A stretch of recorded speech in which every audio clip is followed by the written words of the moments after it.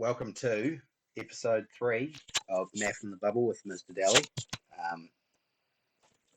Today on our agenda, we have got our multi-grid to do, so we're going to do that first. But if you're watching the video, it's probably just going to get cut as soon as the timer starts, and then we'll get straight into the other content. But you can still do that at home and set up your own timer if you so choose to. And then we're going to do a little bit of revision of the things that we did on Friday with addition, subtraction, and multiplication. And then I'm going to introduce you a new skill related to division and division with decimals. But without further ado, we will get started on our multigrid. So these are the numbers for today. And I'm going to start the timer in 5, 4, 3, 2, 1, start.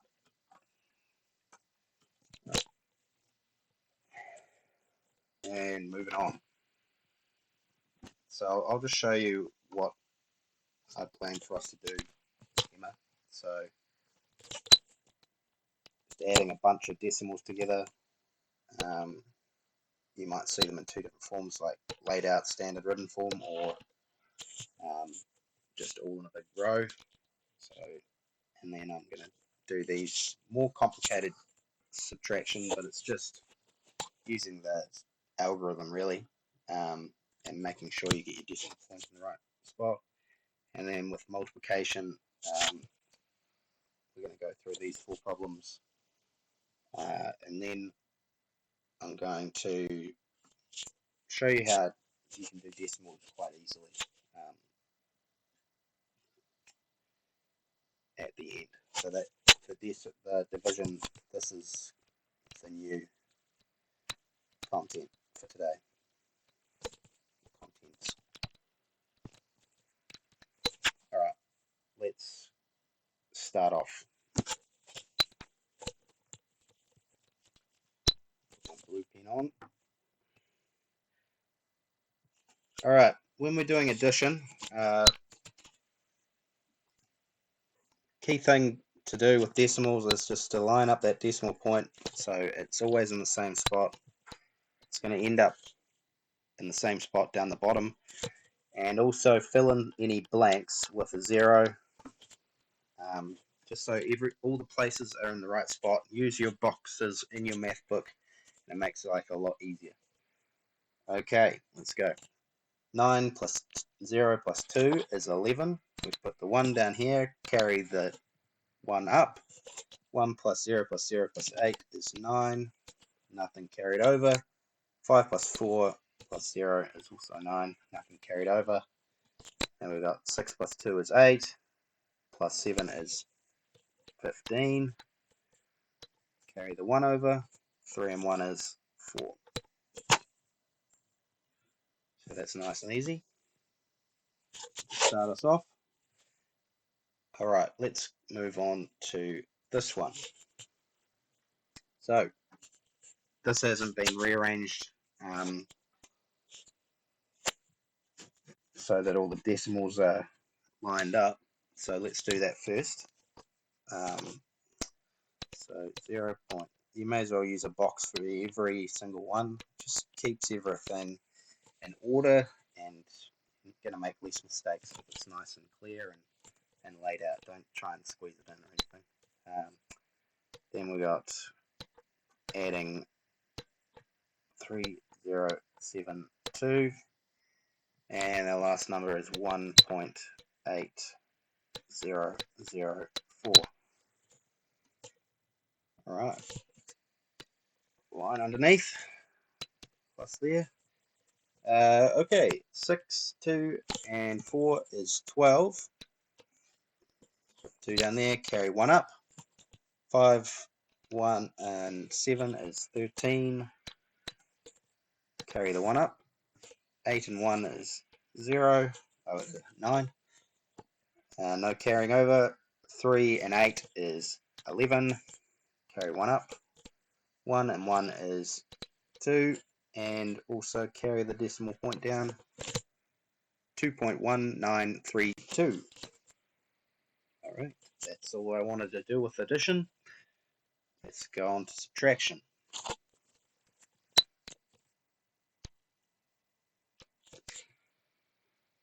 Alright. I should be using blue pen. Let's start doing that from now on. Alright. 5 minus 8. We can't do it. We need to borrow. So with subtraction, you always start from your right side so that you can borrow from your left side. So we're going to borrow 10 from the 9 and cross out the 9, make that an 8. 15 minus 8 is 7. 8 minus 2 is 6. 0 minus 7, we can't do it, so we need to borrow. Borrow 1 from the 9. 10 minus 7 is 3. 8 minus 8 is 0. 3 minus 2 is 1. Okay. That's nice and easy. Alright, let's do this one. 3 minus a big decimal. So how do we do this? Okay. Well, let's make a stack. 3. We'll just leave that there, and then we're going to subtract 0.8. So with 3, our decimal point is here, and then we're going to have zeros continuing on. 0.8279. Right, now we need some placeholders. See these boxes here? They need to be filled with zeros. Put some zeros in there. Okay, there's a lot of borrowing that needs to go on because all of these are zeros. So we're going to need to borrow all the way from the 3. Okay, so let's do that. I'll do it in green pen. So we're going to take 1 off 3. It's now a 2. Borrow 1 across, so now that's 10. Now we need to cross that out, make that a 9, borrow 1 across, cross that out, make it a 9, borrow 1 across, cross that out, make it a 9, borrow 1 across. So now we've got 2.999, and then there's a 10 in this last column. So 10 minus 9 is 1, 9 minus 7 is 2, 9 minus 2 is 7, 9 minus 8 is 1. There we go. 0.1721. Okay. Moving on to multiplication. So, with multiplication, last lesson, I showed you how you can break up decimals. So this decimal, we want to shift it over by 1. So we are going to have it's just going to be 3 times 4 times 0.1. So we can pull out this factor of 0.1 out of any number that's a decimal. So that, you might remember, is going to move the answer one time.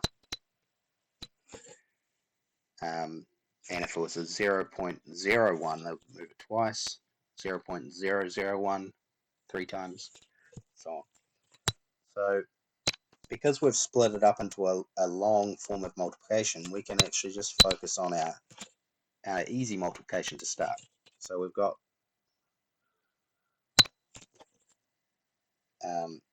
3 times 4 is 12, and then we think, okay, now we've got this 0.1 left over, so what's that going to do? That's going to move the decimal point from here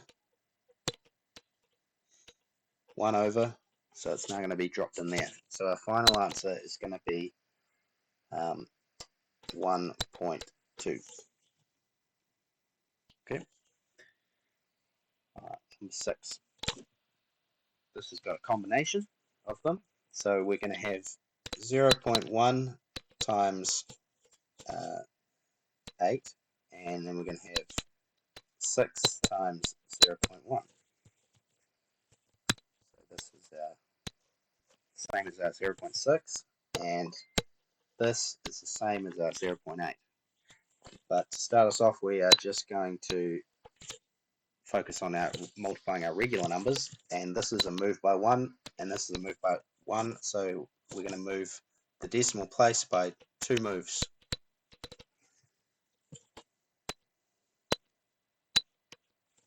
Yeah. Okay. So 8 times 6 is 48, and then our decimal point is here, and it did 2 jumps to there. So there'll be another 0 here to fill out our number. So our final answer is 0.48.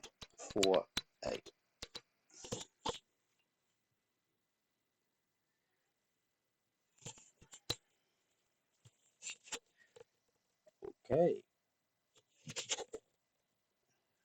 0.007 times 30. So we can change the 0.007 to 0.001. So 3 zeros is going to mean we're going to move our final answer by 3 at the decimal point by 3. And then we're going to get 7 times 30. 7 times 30 is something we can do in our heads. 7 times 3 is 21, so 7 times 30 will be 210, right? And this is where our decimal point starts. And we're going to move it 3 times. 1, 2, 3. So it's going to end up there. Our final answer will be 2.21. We don't actually need to not needed, because any zeros that happen after the last digit in a decimal don't actually add any value to a decimal, which isn't the case with big numbers. So if you think about it, 0.21 is the same as 0.210, and it's also the same as 0.21000000. These are all the same digits, but they've got the same value.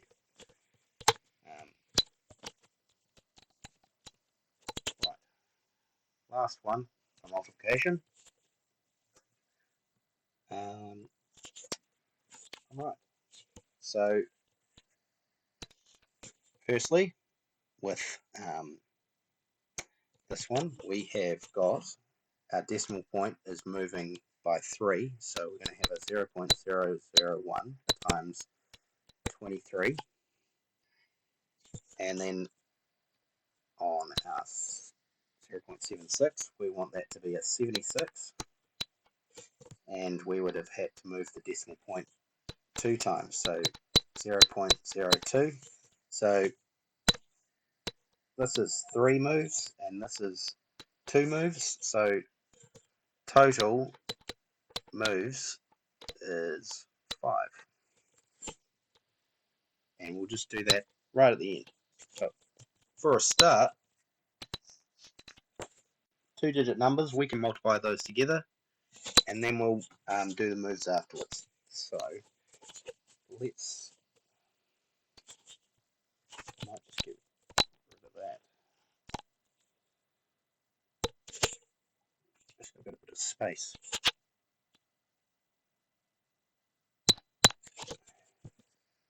Let's set this up.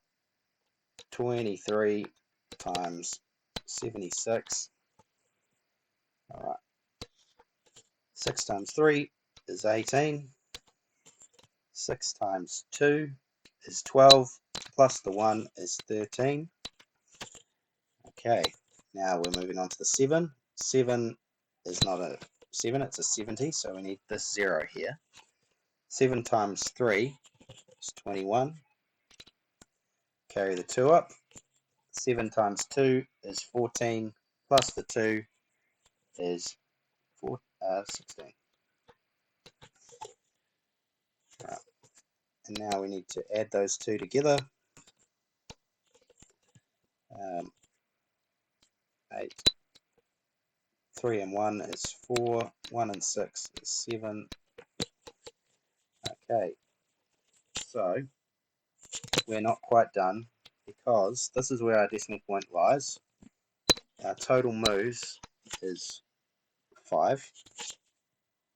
So that has got to, so we might need a few more zeros out this side. 0, 0. If we put numbers that side of our number, it doesn't get any bigger, and if we put zeros that side, it doesn't get any bigger either, or smaller. So let's move it 5 times. 1, 2, 3, 4, 5. So our final answer is 0.0151748.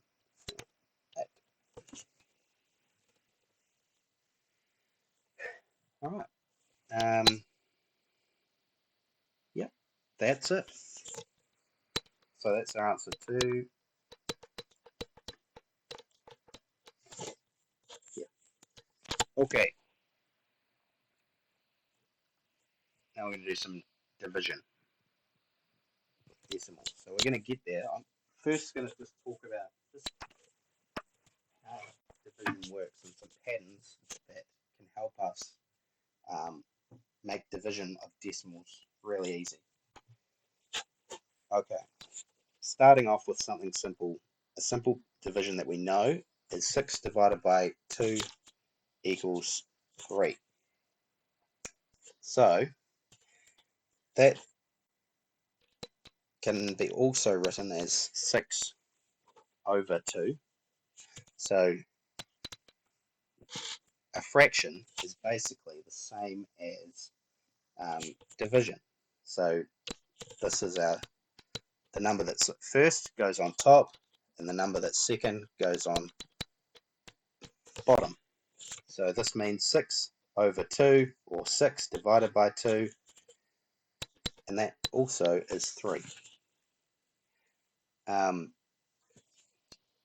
And the reason that it's nice to lay your division out with top and bottom is because you can change it to, if we had 6 divided by 2 here, here's another thing that also equals 3. 28 divided by 8 equals 3.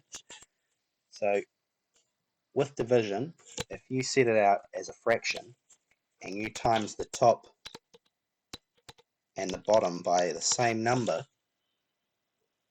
then you haven't actually changed the answer. So 6 times 4 is 24, and 2 times 4 is 28.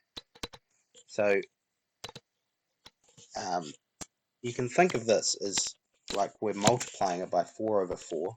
4 over 4 is 1. So if you're multiplying anything, 4 over 4 is 1. So by multiplying anything by 1, you haven't changed it from the original number. But we've changed the fraction, so the numbers are different, but the answer is still the same. 24 divided by 8 is 3. So 6 divided by 2 is the same as 24 divided by 8.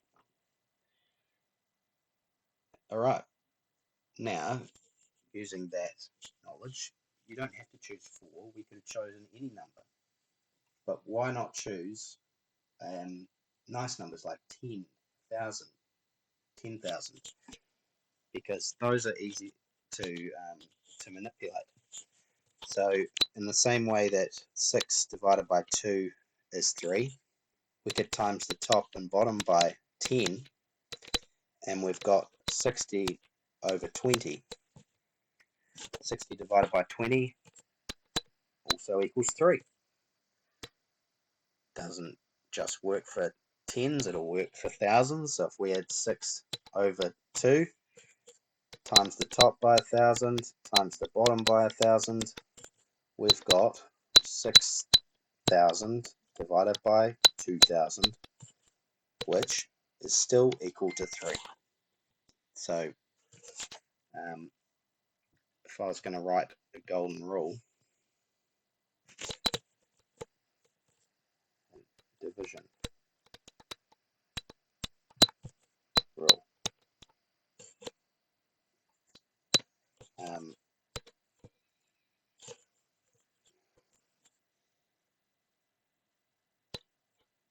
if you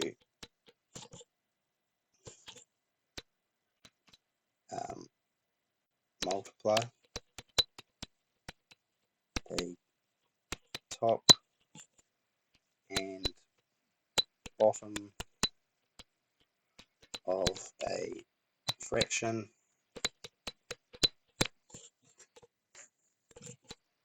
by the same number, then you haven't changed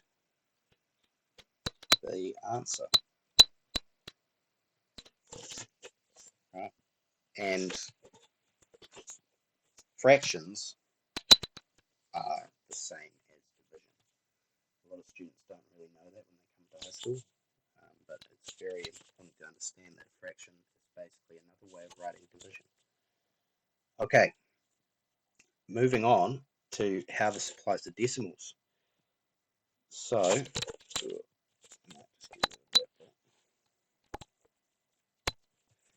if we add 0.6 divided by 0.2, then we could think of that as a fraction. I know you're not supposed to have decimals in fractions, but if we multiplied by 10 on the top and bottom, then we've gotten back to where we were started. We've got 0.6 over 2, which equals 3. And then also, if we thought about our other one, 24 divided by 8. So if we shifted the decimal point over by 1, 2.4 divided by 0.8. Oops.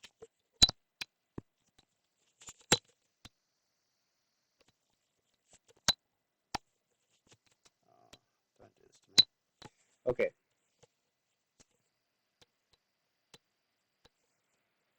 .4 divided by 0.8. Then, in fact, if we multiply them by 10 on the top and the bottom, then we're just shifting the decimal point over by 1. So 2.4 is 24 divided by 8, which also is 3.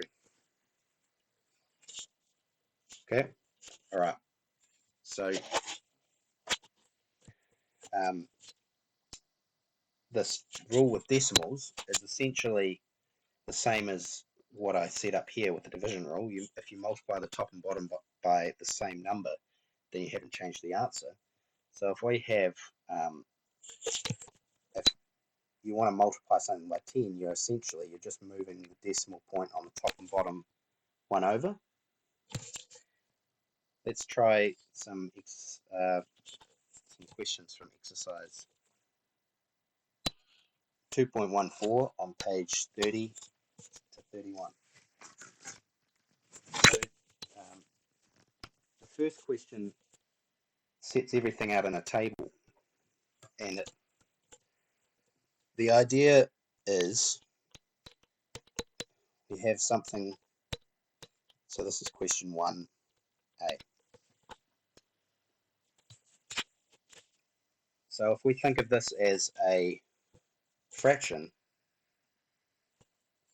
then you've got 29 over 0.2. So if we want to get rid of decimals and just be working with whole numbers, then we want to multiply the top and bottom by 10. So 290 over 2. So in the textbook it sort of misses out this step. But you can actually go straight to here if you sort of think, all right, well, we're moving the decimal point the same amount. So if the decimal point's there, then we're going to have to put a 0, this 0 here. Let's do one more. Oh, let's do all of them actually. So we've got 5.3 divided by 0.5. Okay, so we're going to shift the decimal point to the right for both numbers, and it's going to get us 5.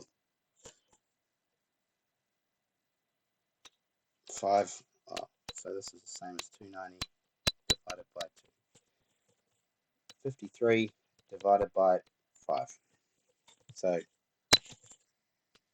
shifted 1 over, shifted 1 over. Alright, next one. 6 divided by 0.03. Alright, this one here, we're wanting to move this decimal point 2 over. So if we moved this decimal point 2 over, we'd have 2 zeros in there. So our final answer for this one is 600 divided by 3. And now that's something you could probably do in your head better than what we started with.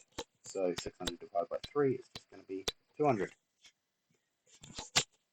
So whenever you're dividing by decimals, you can just avoid using decimals at all by just sliding it along until it's not a decimal. But I like to actually not lay it out that way. I prefer to lay it out like a fraction because it's just easier to line up your decimal places. Okay, so for example, D is 298 and it's divided by 0.4. So if I line up my decimal places, it makes it a lot easier for me to not make any mistakes. So I know that this is going to go to here and this is going to go to here. So our final answer is going to be 298 divided by 4. They would write it in the textbook as 2980 divided by 4. So these two are the same. Alright, I might skip forward into something.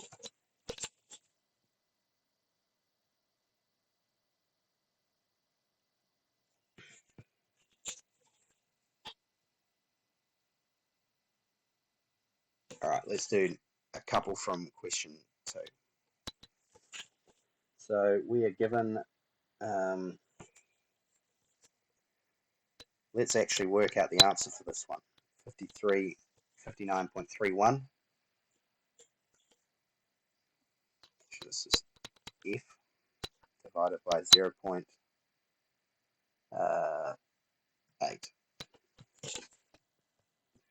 Okay, so to start us off, we want to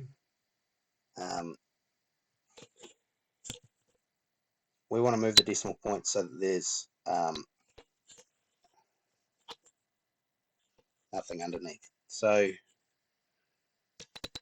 Well, we want our divisor to be a whole number. We don't. It doesn't actually matter what the top number is, because we're going to divide. If we've got a nice whole number to divide it into, it doesn't matter how long it is. I'll show how that works. So we can change that to by moving the decimal point over to 59.3.1 divided by 8. Now you could also move it twice and get to 5,931 divided by 80. But actually I think this is the better stage to get to, because we can actually do divided by 8 with our algorithm. So 8 into 593.1, 8's go into 5, no times, 8's go into 59, well, 8 times 7 is 56, so 56 needs 3 more to make up 59. 8's going to 33 4 times. 4 times 8 is 32, so there's going to be a remainder 1. 8's going to 11 1 time, remainder 3. 8's going to 30 3 times, remainder 6. I'm pretty sure this will end at some point. 8's going to 6, 7 times, remainder 4. Here we go. 8's going to 4, 40. 5 times, no remainder. So our final answer is 74.1375. So that's the end of the lesson, I think. We'll stop it there, but I would like you guys to do some work on this exercise on division today.